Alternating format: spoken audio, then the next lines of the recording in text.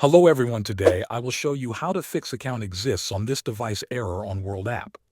If you are trying to create a new account on World App and you see the error message that says the account already exists on this device, then this issue happens because World App only allows you to create one account per device. There is no way to bypass this limit.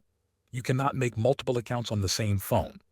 If you are not trying to sign up but you are trying to log into your previous account and this error appears, then the first thing you should do is uninstall the World app from your device completely. After that, reinstall the app from the official App Store. Sometimes a fresh installation removes stored data and allows you to log in again without showing the account exists error.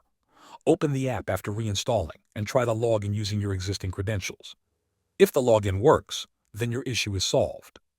If reinstalling does not fix the issue, then the next step is to use another device to log into your account. Install World app on a different phone or tablet, then try logging in with your account details. In many cases, the account works fine on another device. Once you are able to log in successfully on that other device, you can contact World App customer support. Explain to them that your account is working on another device, but not on your main device.